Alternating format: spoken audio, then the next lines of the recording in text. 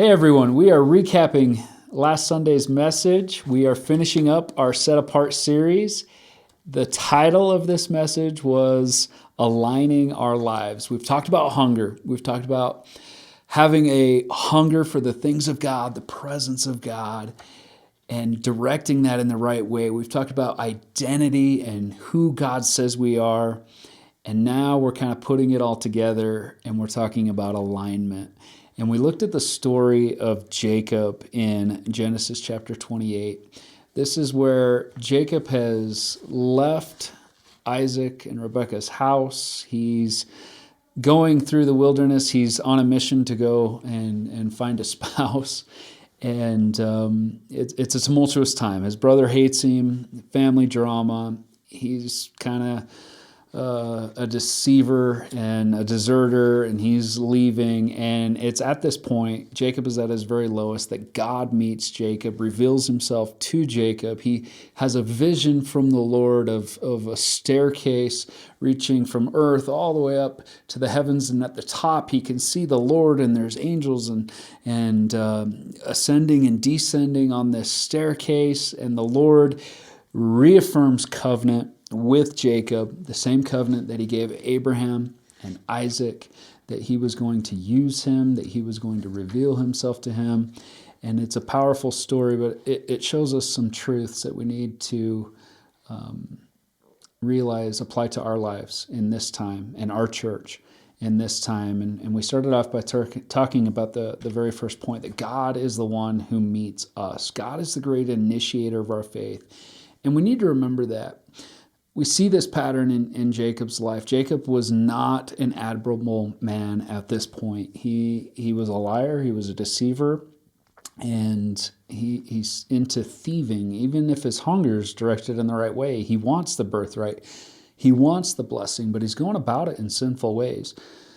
And so he's at his very lowest here, and God meets Jacob. God initiates, God speaks, and God reaffirms the promise. He reaffirms the covenant. He reaffirms the birthright with Jacob. And this is grace right here, pure and simple. This is God initiating, and God, despite the fact that Jacob did not deserve to walk in this blessing. He did not deserve to walk in the fullness of God's plan for Abraham. Yet God has grace and meets Jacob before Jacob is ready, before he's mature, before he's formed into a man of God. And this matters for us. And I think we always need to keep this at the forefront of our mind, that we can't earn God's favor. We can't earn God's love. We can't earn God's justification. We receive it as a gift, and we realize that God was the one who initiated this relationship with us. So God meets us. And that leads us to our second point, was this encounter that Jacob had required a response. And just the same with us. When we meet with God, when God reveals himself to us, it requires a response from us. Jacob has this awareness where he wakes up and he goes, surely the Lord was in this place and I did not even know it. And I don't know about you, but the more I walk with the Lord, the more I look back in my life, and even when I was unaware of his presence, even when I was not looking for him or serving him, I can see his fingerprints on my life. This awareness of the Lord's presence and nearness changes everything. And Jacob doesn't shrug it off. He doesn't treat the holy thing as casual. He doesn't analyze it. He responds. He sets up a stone of remembrance, an altar, and he names the place. He names it Bethel, which means house of God. He names this place. He marks this moment because an encounter with God demands our response. And we need to always remember that moving forward from here. When we meet with God, it encounters a response, and that response is often alignment. It's us walking in obedience, aligning our life to what God has said. And that was the third point, that alignment is a decision. Now, I know that we love the gifts of the Spirit. We love the things of the Spirit. And we pride ourselves on being Pentecostal people. We love the presence of God. I fear sometimes that we've made the presence of God an emotional reaction rather than an intentional decision. And we need to remember that alignment and walking in the things of God isn't just feeling an emotion or trying to conjure up an emotion. It is making a decision to walk in the things of God, a conscious decision. And we see that right here in Jacob. When God reveals himself to Jacob, he responds. And how does he respond? He aligns. He surrenders is what he does. He commits his future. He commits all his provision. He commits his obedience to the Lord. And some people read this interaction between God and Jacob, and they think that Jacob is kind of bargaining, like, oh God, if you are going to be good to me, then I'll do this for you. Jacob isn't bartering right here. He's fully surrendering. He's surrendering his future. And aligning with God is not so much a feeling as it is a decision to order our lives around what God has revealed. Alignment says, I'm going to walk different. I'm going to trust harder. I'm going to live in response to the presence of God in my life. And we talked about the altars in our church. We call them the altars. It's 2 benches at the front of our church where we respond to the Lord and we invite people to come and to pray. And the reason we call them altars is it kind of goes back to this Old Testament. This is a place where we mark where God met us, where we responded to God, where we responded to God's revelation.